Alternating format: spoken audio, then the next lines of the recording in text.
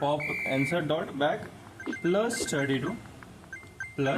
32 या फिर -32, क्योंकि दोनों केस हो सकता है तुम्हारे लिए, या तो अपर केस प्रेजेंट होगा पहले या तो लोअर केस प्रेजेंट होगा पहले। तो अगर ऐसा कुछ कंडीशन है तो हम लोग सिंपली इसको पुश नहीं करेंगे।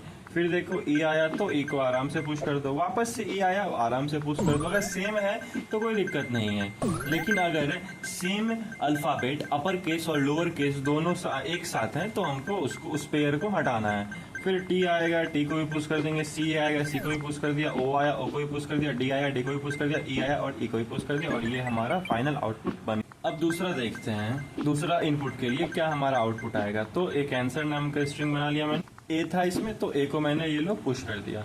फिर बी आया तो बी मेरा डिफरेंट है और बी को भी मैंने पुश कर दिया। फिर वापस से दिखा बी, लेकिन ये अपर केस में है तो क्या होगा कि ये तो पुश नहीं होगा और ये भी हट जाएगा। फिर देखो, फिर आया ए और इसमें भी क्या है, अपर केस में है, तो क्या होगा, ये तो इनपुट में आंसर में नहीं घुसेगा, लेकिन ये जो आंसर में प्रेजेंट है ए उसको हम लोग हटा देंगे। फिर आया सी, आंसर खाली है डाल दो।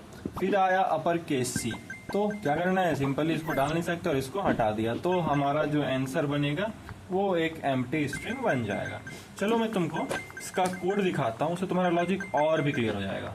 तो सबसे पहले ये मैंने आंसर स्ट्रिंग बना लिया और फिर पूरे जो स्ट्रिंग था ये हमारा एस स्ट्रिंग, उसमें मैंने ट्रावर्सल स्टार्ट कर दिया।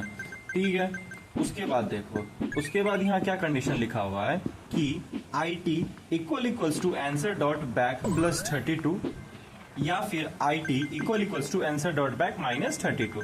वही बात हुआ, जो तुम्हारा IT अभी इस स्ट्रिंग में ट्रैवल कर रहा है, जो ट्रैवल कर रहा है तुम्हारे स्ट्रिंग में, और जो तुम्हारा करंट आंसर है जो भी उसके बैक में प्रेजेंट होगा, सबसे पीछे जो प्रेजेंट होगा, क्या वो तुम्हारे करंट IT के बराबर है, मतलब कि या तो अपर केस या तो लोअर केस, उसका मतलब सेम अल्फाबेट है या नहीं है, वो मैं यहाँ पे चेक कर रहा हूँ। अगर ऐसा सेम अल्फाबेट है तो हम क्या करेंगे, सिंपली अपना पॉप कर जाएंगे। अब देखो, बहुत बच्चे क्या गलती करते हैं कि वो इतना ही कंडीशन लिखते हैं, ये जो मेन कंडीशन है इसको भूल जाता है।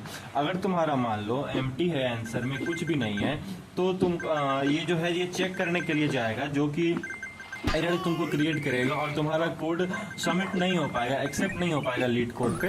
तो तुमको ये वाला कंडीशन डालना है कि जब हमारा आंसर एम्प्टी नहीं होगा तभी ये इफ वाला कंडीशन चलेगा। एम्प्टी होगा तो क्या करेंगे, सीधा सीधा पुश बैक कर देंगे, और भी कोई कंडीशन होगा तो क्या करना है, पुश बैक कर देना है और लास्ट में आंसर को रिटर्न कर देना है। कोड चाहिए तो कमेंट करो कोड और फॉलो करना मत भूलो।